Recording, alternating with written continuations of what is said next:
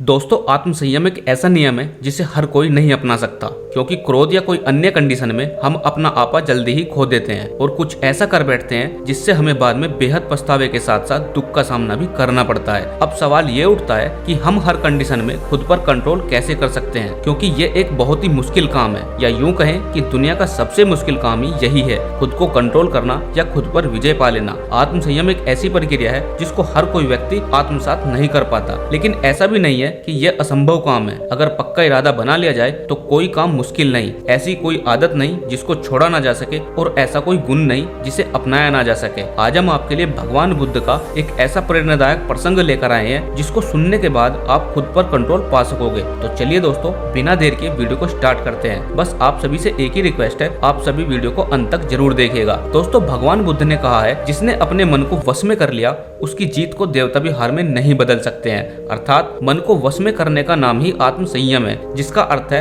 अपने आप को वश में करना, अर्थात मन, वचन और कर्म पर अधिकार प्राप्त करना, ताकि शरीर से कोई अशुभ कार्य ना होने पाए, मुख से कोई अपशब्द ना निकले और मन में कभी अशुभ विचार ना उठे। यदि मनुष्य अपनी इंद्रियों का प्रयोग उचित ढंग से करता है तो वह ही मनुष्य कहलाने का अधिकार रखता है। यदि उसका अपने मन पर अधिकार नहीं, उचित और अनुचित का ज्ञान नहीं है, तो वह मनुष्य के पद से गिरकर अन्य योनियों में गिने जाने योग्य हो जाता है। एक कथन है कि जैसा हम सोचते हैं वैसा ही बन जाते हैं। वास्तव में यह विचार नहीं, अपितु विचारों का संसार है। हमारी सोच और विचारों का प्रभाव हमारे मन पर बहुत गहरा असर छोड़ता है। मनुष्य के मन में विचार ही बार बार उभर कर आते हैं, जो मनुष्य को दिशा देने का काम करते हैं। विचार ही मस्तिष्क को गति प्रदान करते हैं और गलत विचार क्रोध की ओर ले जाने को विवश करते हैं। यह हमारी भूल है कि हम सोचते हैं कि विचारों में कोई शक्ति नहीं होती। संसार में जो भी हुआ या जो भी हो रहा है और आगे जो भी होगा, वह सब हमारे कर्म के प्रभाव से हुआ और कर्म का जन्म विचारों से ही होता है। हम कोई भी काम करना हो, पहले उसका हमारे मन में विचार ही आएगा। यदि हमारे अंदर आत्म संयम नहीं है तो आत्मिकता का धन हमारे हाथ में नहीं आ सकता है। हम इंद्रियों के जाल में फंसकर पहले तो दूषित होंगे, फिर अपमानित होते हुए पहले अपना अनिष्ट करेंगे और फिर किसी और का करेंगे। यह सच है, जो लोग दूसरों के लिए सोचते हैं उनका मन विश्वास पूर्ण विचारों का स्रोत है। इसलिए यदि बुराई से बचना हो तो अपने विचारों की दिशा को भलाई की ओर मोड़ देना चाहिए। वास्तव में यदि आप जीतना ही चाहते हैं तो सबसे पहले आत्म संयम की आदत डाल लें, क्योंकि संयम का ही अर्थ है अपनी बिखरी हुई शक्तियों को निश्चित दिशा देना।